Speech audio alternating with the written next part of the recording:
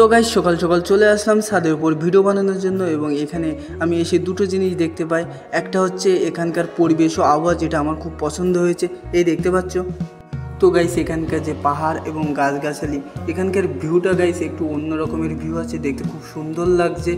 Second যেটা হচ্ছে guys, এখানে পাপাকে পড়িয়া রাস্তা দিয়ে মর্নিং ওয়াক করছিল।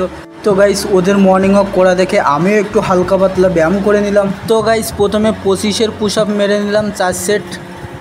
আর হ্যাঁ বন্ধুরা, ভিডিওটি কেমন আসছে সে তো আমি নিজেও জানি না, কারণ আমার তো ক্যামেরাম্যান নেই, আমি নিজে একা একা ভিডিও করছি। এদিক দিয়ে একবার শট নিচ্ছি, ওদিক দিয়ে একবার শট নিচ্ছি। তো গাইস ভিডিওটি কেমন হচ্ছে একবার তোমরা কমেন্টে আমাকে জানিয়ে দিও, ঠিক আছে। তারপরে ফ্রেন্ডস আরও একটি ব্যায়াম করে নিলাম, কিন্তু এই ব্যায়ামটির আমি নাম জানি না। এটি 20 বার করে 3 সেট করে নিলাম। তো বন্ধুরা, তোমরা যদি এই ব্যায়ামটির নাম জেনে থাকো তো আমাকে কমেন্ট বক্সে একবার জানিয়ে দিও।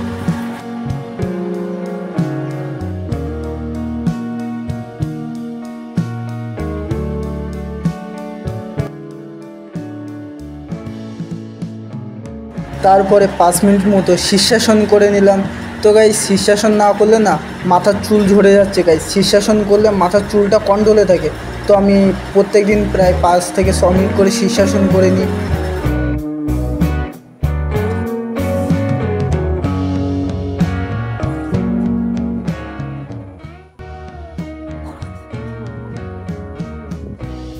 ব্যায়াম করা শেষ, তো এবার খাওয়া দাওয়া করে কাজের জন্য বেরিয়ে যেতে হবে, কারণ কোম্পানির কাজ 8টা সাড়ে 8টা থেকে স্টার্ট আছে।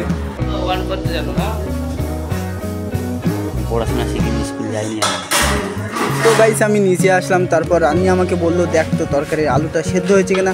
তো গাইস আজকে দুপুরবেলার রেসিপি ছিল পটল আলুর তরকারি। তো গাইস আমি ঢাকনাটা খুলে দেখলাম তরকারির আলুটা সেদ্ধ হয়ে গেছে।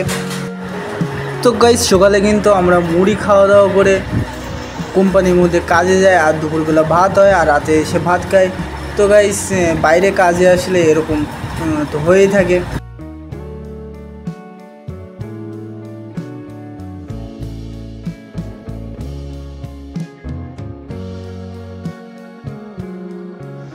তো ফাইনালি গাইস খাওয়া দাওয়া শেষ। আর দেখো এই কোম্পানিতে যেতে গেলে এই ধরনের কোম্পানি জুতো দিয়ে থাকে, প্লাস হেলমেট দিয়ে থাকে, প্লাস তোমার এক ধরনের ড্রেস দিয়ে থাকে, যা কোম্পানির ভিতরে না পরে গেলে এন্ট্রি করতে দেয় না। তো গাইস সেটা কোনো ফ্যাক্ট না, ফ্যাক্টটা হচ্ছে আমার আজকে মাসল অ্যান্ড বডিটা কিন্তু হেভি ফুলছে গাইস। বাড়িতে থাকলে গাইস জিম করা পড়তো, কিন্তু এখানে তো আর জিম করতে পারবো না, প্রায় 1 মাস মতো আমি জিম করি না। তো বন্ধুরা আমার চটি পড়া কিন্তু শেষ হয়ে গেছে, এবার আমি কাজের জন্য বেরিয়ে যাব। গাইস আমি কাজে বেরিয়ে গেলাম, তোমরা ব্লগটি দেখতে থাকো, এনজয় করতে থাকো। ব্লগটি যদি ভালো লেগে থাকে তো একটি লাইক করবে, আর হ্যাঁ ছোটো ভাইকে একটু সাপোর্ট করবে।